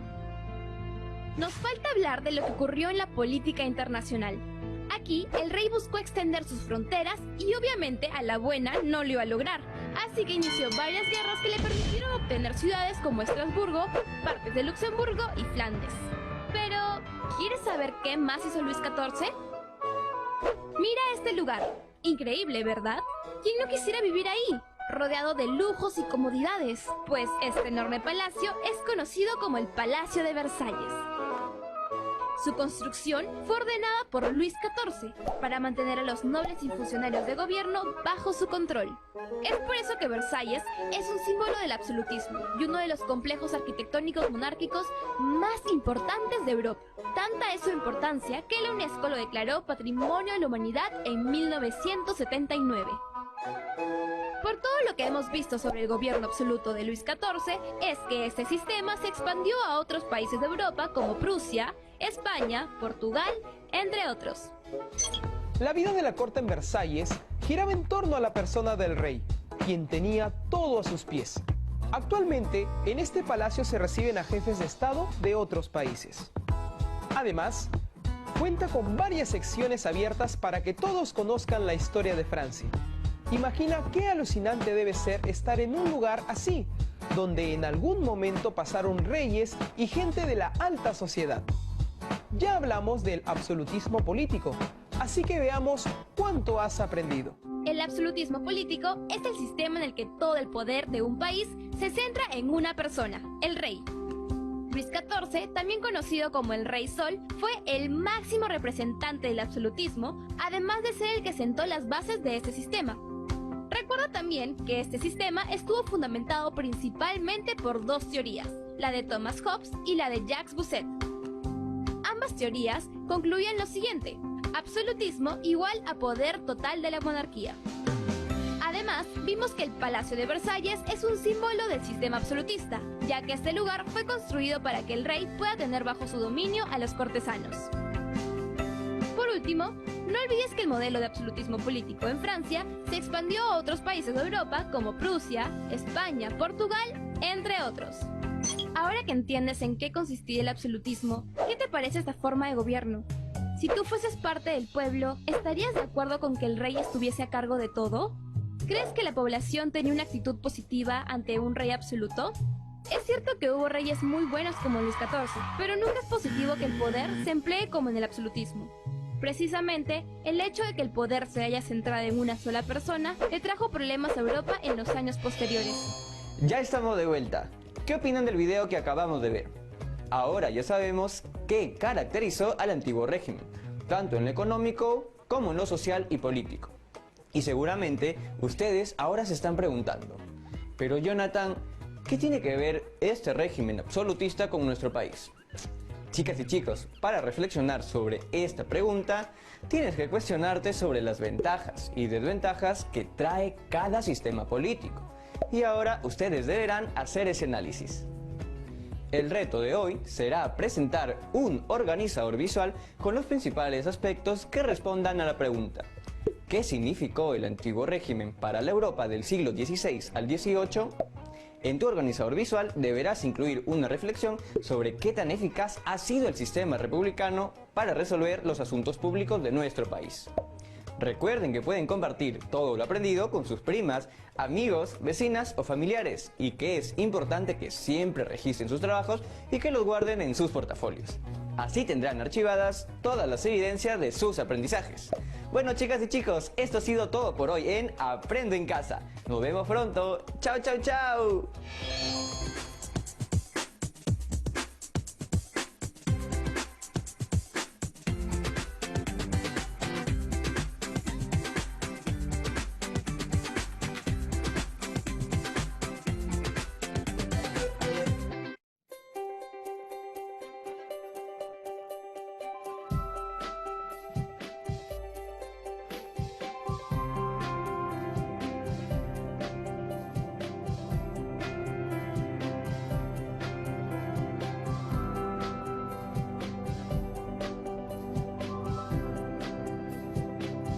Aprendo en Casa.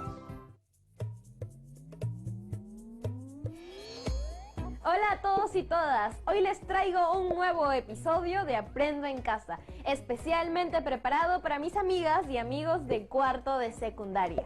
En los siguientes minutos reflexionaremos sobre la historia de nuestro país, sobre algunas dificultades y luchas que hemos atravesado.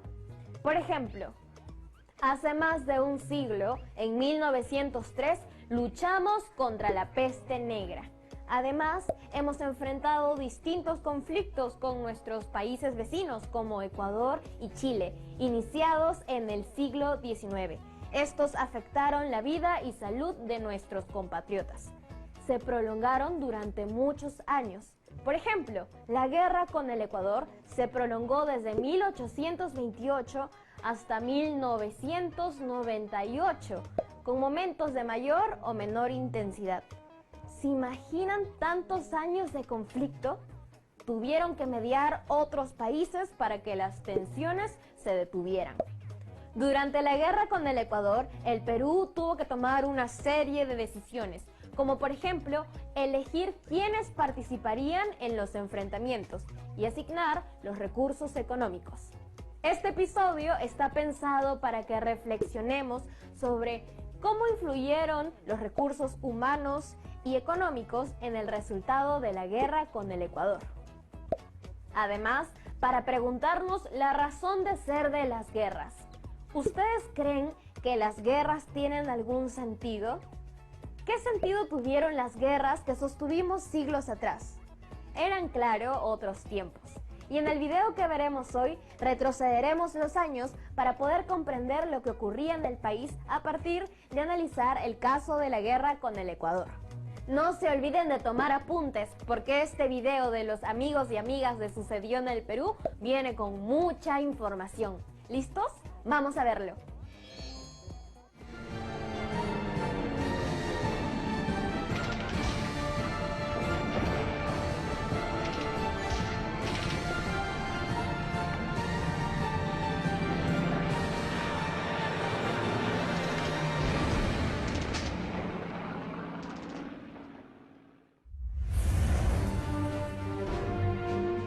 En la primera mitad del siglo XIX, los países sudamericanos obtuvimos nuestra independencia y se empezaron a establecer los límites que ahora tenemos.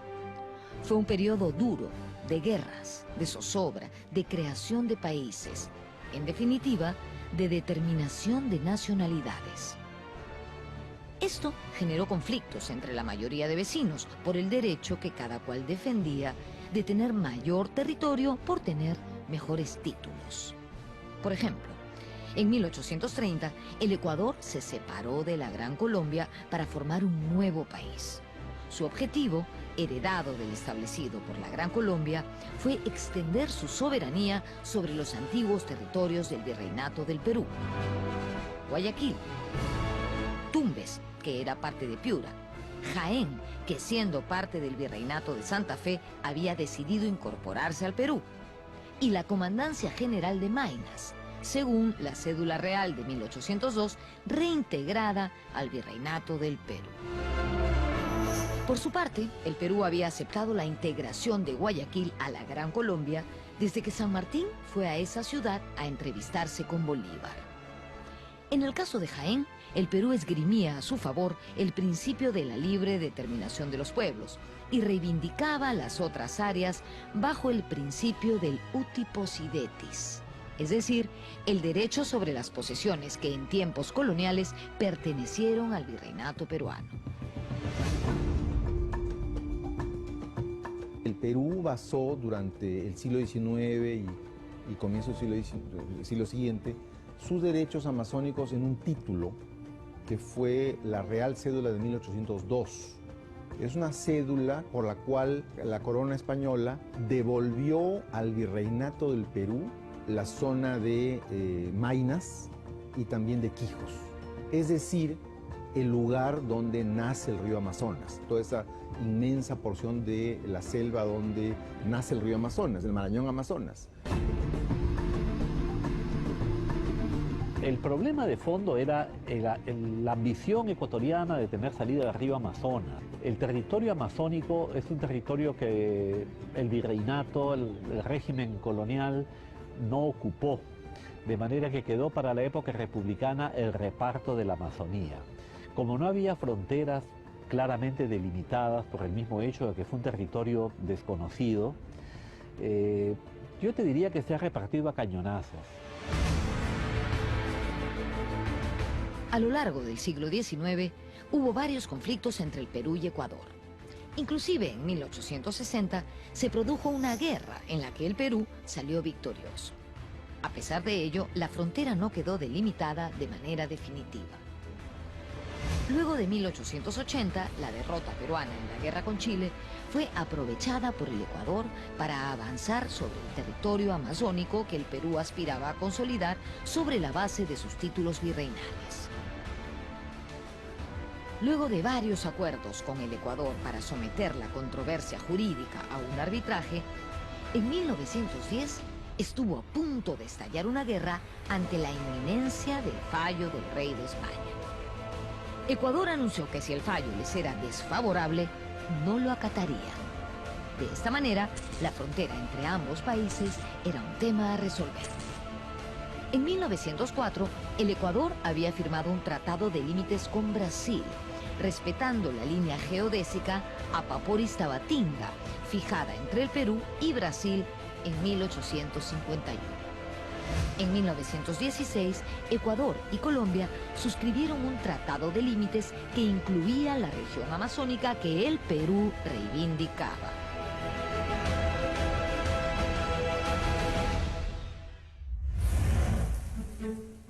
Con Colombia, el Perú definió los límites entre 1922 y 1927, en paralelo con la participación de los Estados Unidos y la posterior negociación bilateral directa para resolver la situación de Tacna y Arica por el sur, con el objetivo de evitar que Colombia se sume al Ecuador en los reclamos por la región amazónica del norte. Estas gestiones incluyeron a Brasil.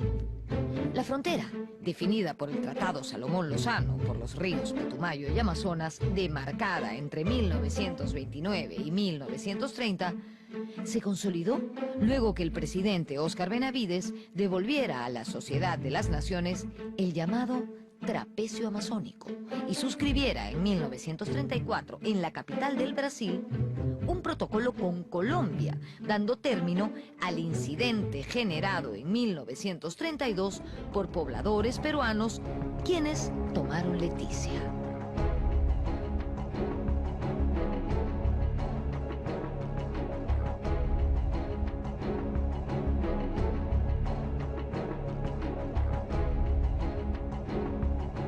Cuando el Perú le cede a Colombia el trapecio de Leticia, tiene que ver con que habría existido una presión de los Estados Unidos, o en todo caso un deseo del Perú de quedar bien con los Estados Unidos. Los Estados Unidos habían creado Panamá arrebatándoselo a Colombia, y entregarles el trapecio de Leticia parecía una especie de compensación por la pérdida de Panamá. Lo que sucede en Colombia es de que fue una guerra perdida en el campo político, porque se pierde en el campo político, y fue una guerra inconclusa.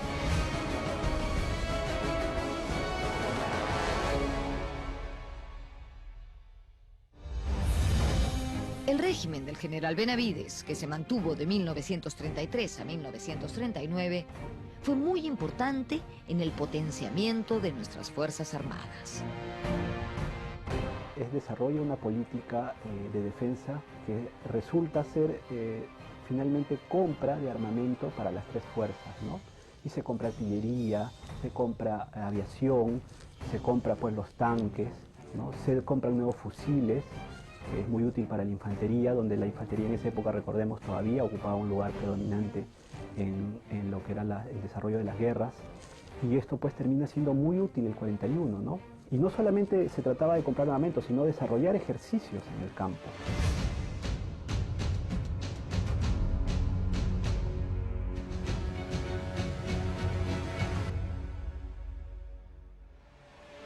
Una de las adquisiciones bélicas del gobierno de Benavides fueron los modernos tanques LTP.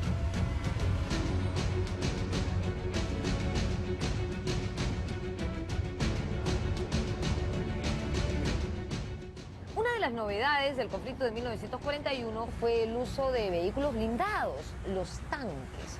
Pocos años antes del conflicto, en 1938, el Perú le compró a la entonces Checoslovaquia 24 tanques, los famosos LTP. Por esos años, previos a la Segunda Guerra Mundial, Checoslovaquia estaba a la vanguardia en la construcción de este tipo de vehículos. Los LTP se adaptaron rápidamente a la difícil geografía de la zona de conflicto y fueron decisivos en el avance de la infantería.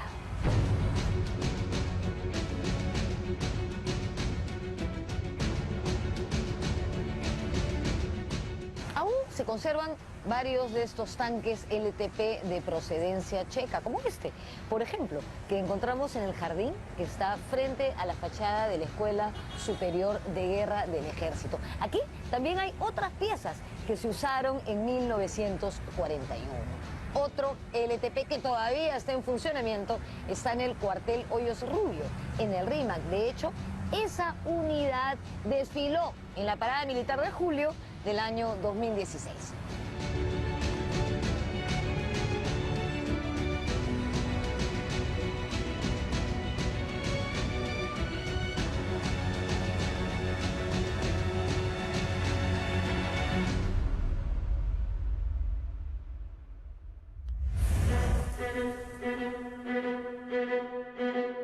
El 39 finalmente acaba el gobierno de Benavides y el que toma la posta es el ingeniero Manuel Prado, ¿no? Que también era un hombre estadista con una visión geopolítica muy importante, ¿no? y que tenía, apreciaba mucho el tema también de las Fuerzas Armadas, el apoyo a las Fuerzas Armadas, ¿no? Tanto en sus dos gobiernos.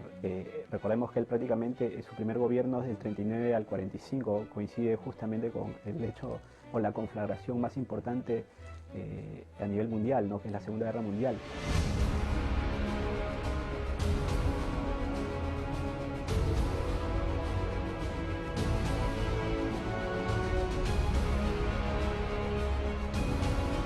Manuel Prado Ugarteche era hijo del controvertido Mariano Ignacio Prado, presidente del Perú durante la guerra con Chile. Él tenía, digamos, una especie de compromiso para pues no cometer ningún error en esto, ¿no? Como diciendo, hay gente que critica a mi padre, bueno, una manera de ayudar a guardar su memoria es que su propio hijo acá se porte de una manera enérgica y una manera clara para los intereses del Perú, ¿no? Fue, repito, un sesgo que nos favoreció. Pero lo más importante no fue eso. Lo más importante fue su percepción de las relaciones internacionales.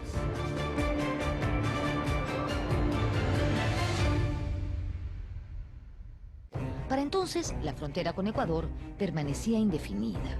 En 1924 se había firmado un protocolo que establecía que, en caso de discrepancias, Perú y Ecuador acudirían al arbitraje del presidente de los Estados Unidos. En 1936, el Acta de Lima determinó que era el momento de acudir al arbitraje de Washington. Mientras tanto, ambos países mantendrían el statu quo de sus posesiones territoriales. En ese año, la Cancillería envió a sus pares del continente una circular en que se hacía constatar el tope máximo de la presencia ecuatoriana en la Amazonía. Esta es la referencia geográfica y diplomática para entender el conflicto de 1941 y el Protocolo de Río de Janeiro de 1942.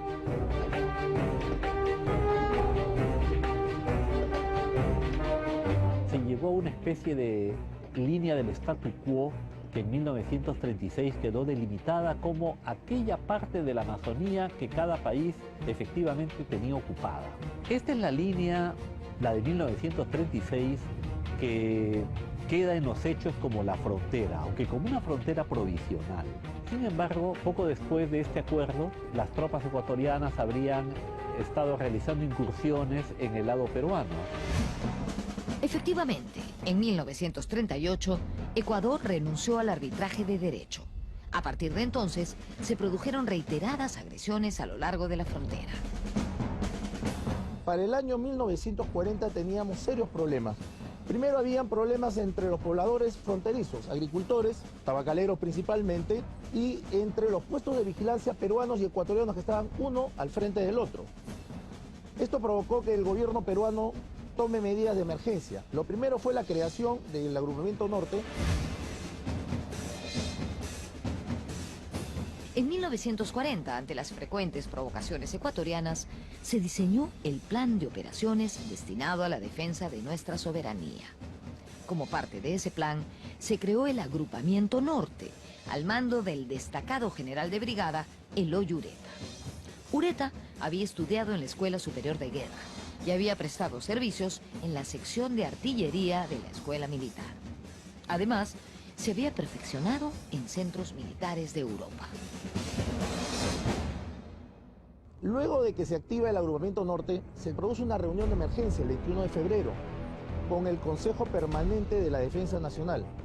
Ahí se discutió la propuesta del Estado Mayor General del Ejército, que establecía que debíamos recuperar la frontera de facto de 1936, como un requisito para establecer las condiciones óptimas para una negociación definitiva de límites con el Ecuador.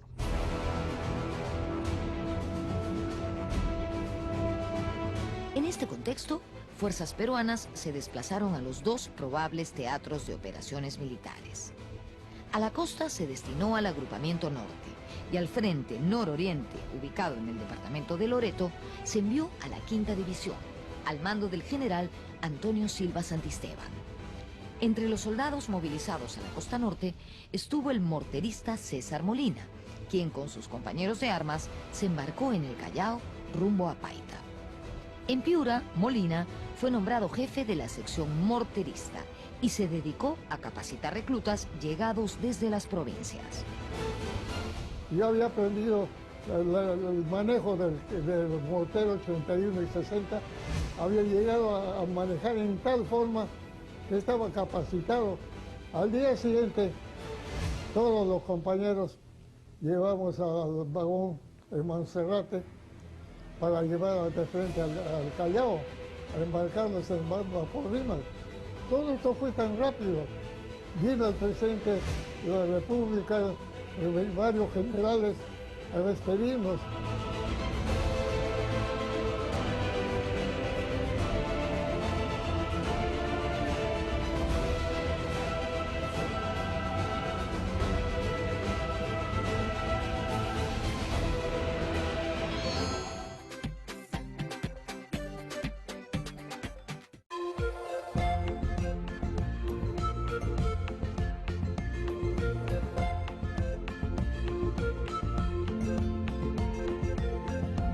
TV Perú.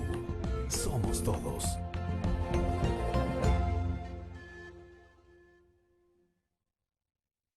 Este martes a las 10:30 de la noche.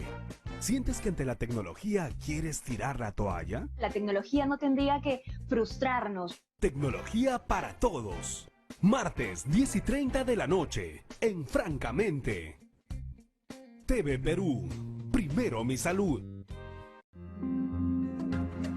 A continuación, Mundo Animal.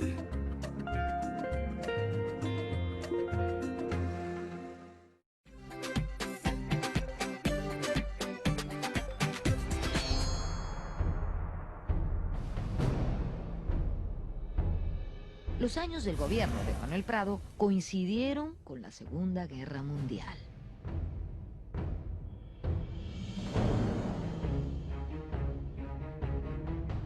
El Perú decidió apoyar a los aliados, sobre todo después del ataque japonés a la base de Pearl Harbor en diciembre de 1941.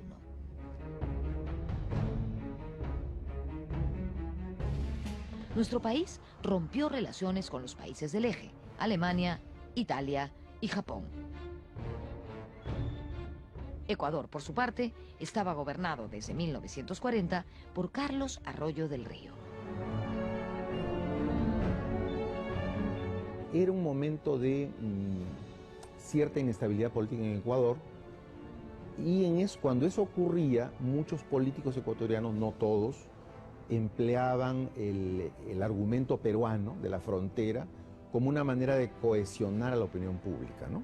Cuando había algún problema interno. Eso no solo ocurrió en Ecuador, ha ocurrido también en el Perú y ha ocurrido en otros países, ¿no? Solo que en este caso hubo una exageración.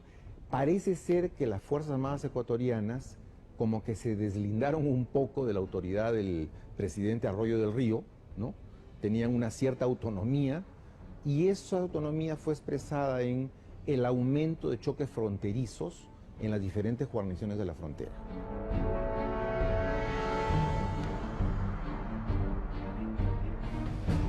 Ecuador acusó al Perú ante la opinión pública internacional de ser el país agresor y además atacó las guarniciones peruanas en la zona limítrofe.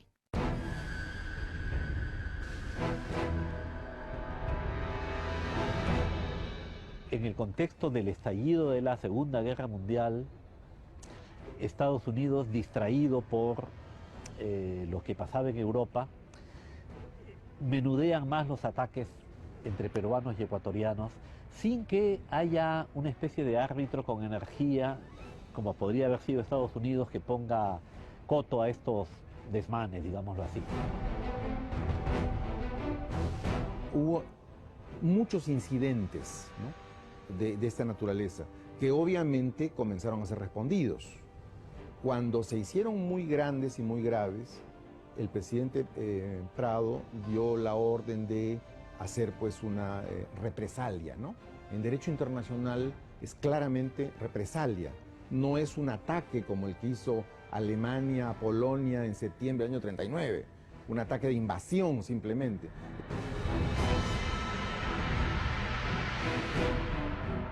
Los primeros enfrentamientos se realizaron a inicios de julio de 1941 en los puestos de Aguas Verdes, La Palma y Lechugal, defendidos por policías y soldados del ejército peruano.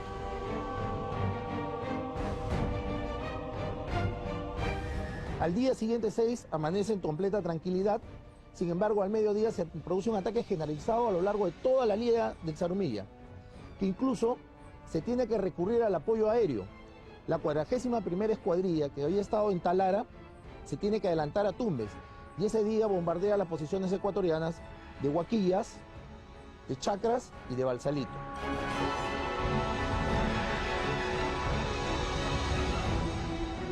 La columna de infantería, donde servía el morterista César Molina, partió al frente de batalla desde el actual caserío de Pampa Larga, en Ayabaca, departamento de Piura. Molina recuerda vívidamente los terribles momentos que les tocó vivir. Llegamos a Pampa Larga con esta carpa, que ya teníamos carpa para armar, pernoctar. Y no sabe usted, amigo, todo lo que hemos pasado todavía como algo antes de entrar a combate, como 3 meses, 4 meses, conviviendo con amigos, con víboras venenosas. Y lo peor, no podía usted ni hablar porque los mosquitos se le llenaban la boca. Una cosa terrible, terrible. No podía usted ni tomar un poco de agua porque los mosquitos que querían entrar al estómago. Es terrible. En la noche, a la hora de pernoctar, teníamos una linterna en la mano. Ahí hay una víbora que más o menos mide 60, 70 centímetros, y eso es sumamente venenoso. Y cuántas mulas que cargaban los cañones murieron por las picaduras de esos animales.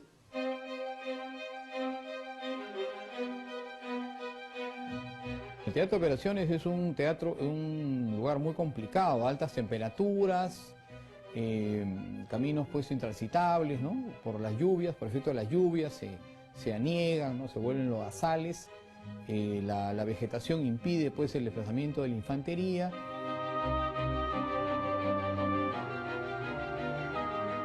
El 14 de julio de 1941, el ministro de Guerra le comunicó al general Ureta que, conforme a lo acordado, era hora de lanzar al ataque al agrupamiento norte. Así fue como el conflicto se convirtió en un conflicto armado abierto, tomando parte activa en él las tres Fuerzas Armadas, Aviación, Marina y Ejército, además de las fuerzas policiales. El objetivo era controlar la zona de donde provenían las incursiones al Perú. El agrupamiento norte tenía pues componente terrestre, ¿no? Que eran la primera división ligera, la octava división ligera, y tenía también un componente naval, ¿no? Que tenía dos fragatas, ¿no? La Villar y la Guise, y submarinos, lanchas torpederas, y también un componente aéreo, ¿no? Estas tropas estaban con lo más moderno de la tecnología de esa época, del año 41. El encuentro militar decisivo se libró en Zarumilla, el 23 de julio de 1941. Las fuerzas peruanas eran mayoritarias y estaban mejor equipadas que las ecuatorianas. Se trató de una suerte de operación relámpago. El general Ureta fue el artífice de esa ofensiva, que incluía el uso de blindados y de unidades aéreas y navales. La primera división ligera, que actuaba en Tumbes, se dividió en 4 destacamentos. Porque el frente era extenso, era extremadamente extenso, y la zona era de una vegetación densa y de comunicaciones muy pobres, por lo que se tuvo que armar 4 destacamentos que iban a actuar en forma independiente. Es por eso que decimos que la batalla de Zarumilla es el conjunto de acciones aisladas, pero dirigidas, centralizadas, que permitieron la recuperación de nuestra frontera. Cuando las tropas peruanas atacan, gran parte de la tropa era del sur, eran indígenas, ¿no? Muy cetrinos, y atacaban con casco de corcho japonés. Entonces en el Ecuador se pensó que había tropas japonesas atacando el Ecuador, ¿no? Y eso apareció en los periódicos, ¿no? Obviamente se desmintió y la propia embajada japonesa lo desmintió, ¿no? Bienvenidos y bienvenidas de vuelta a Aprendo en Casa. El video que acabamos de ver estaba cargado de muchas ideas sobre el conflicto entre el Perú y Ecuador. Hemos aprendido un poco más acerca de cómo se originó y también vimos que territorios como Tumbes, Jaén y Maynas optaron por el principio de libre determinación de los pueblos y uti possidetis. Otro aspecto llamativo fue la cantidad de recursos tecnológicos y humanos que se movilizaron mediante las políticas de gobierno como el de Benavides y el de Prado Ugarteche. Encima, todo este conflicto se daba en el contexto del desarrollo de la Segunda Guerra Mundial. Qué épocas tan difíciles, ¿no? Y yo me pregunto, luego de tantas dificultades, ¿cómo hemos logrado salir adelante? Para explicar mejor eso, hay que considerar diversos factores. Y así nos daremos cuenta de que aún hay mucho trabajo pendiente para que todos y todas podamos estar mejor. Tal vez uno de los trabajos más importantes que podemos hacer para pensar en cambios positivos sea entender mejor nuestra historia, porque en ella encontramos información sobre nuestros errores y buenas decisiones del pasado. Por eso les traigo el reto del día de hoy. ¿Qué tal si en un organizador visual seguimos reflexionando sobre la guerra con el Ecuador y los aprendizajes que nos dejó para lograr una convivencia mejor? Tratemos de pensar en 2 preguntas específicas. Primera pregunta, ¿cómo influyeron los recursos humanos y económicos que el Perú movilizó en el resultado de la guerra con el Ecuador? Segunda pregunta, ¿Qué creen ustedes que hacen actualmente la ciudadanía y el Estado para consolidar una convivencia saludable entre peruanos y peruanas? No se olviden de guardar su organizador visual en su portafolio de evidencias y de compartir sus reflexiones con su familia. Nos vemos en un siguiente episodio de Aprendo en Casa. ¡Chao!